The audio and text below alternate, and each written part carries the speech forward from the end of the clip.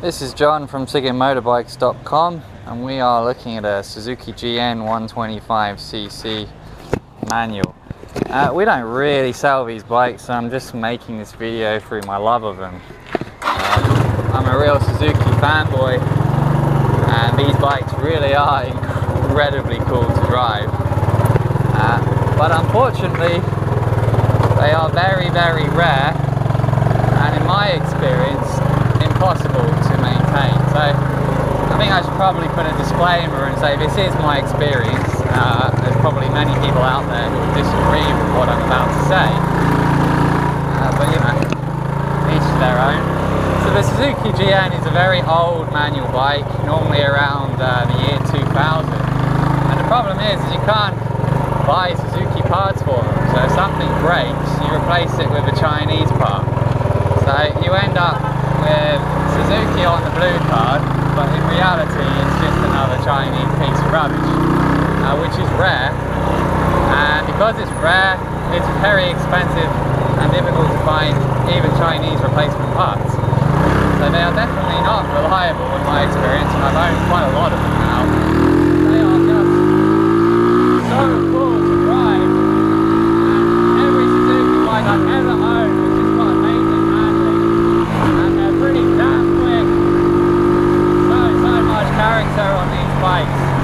But I guess I'm making this video to demonstrate that if you're a young guy, you're wanting a cool manual bike to drive around Vietnam, it's probably going to cost you a lot of maintenance money, and you'll probably be in a bottomless pit of mechanic shops. But when it's working, man, you've got a gem on your hands. So you see it a lot on the expat groups and stuff, people asking how can I fix a Balen, how can I fix a GN, and then you get some guy who goes to a mechanic shop, the bike temporarily works, and any negative reviews, the shop because it then breaks again, and the reality is mechanics just don't have the parts or even the skills to fix these things, which is why I don't really sell them, despite absolutely loving them. So good to drive. You see a lot, not so much on the Suzuki, but on the cheaper ones like the Bonus and the Balen. People modify them into cafe races and things, and then charge a crap load of money, you know, like over $1,000. But underneath it, really, it's just the same Chinese piece of rubbish. So you end up with a very expensive modified bike that doesn't really work, and I think it's a very dangerous market to be buying in.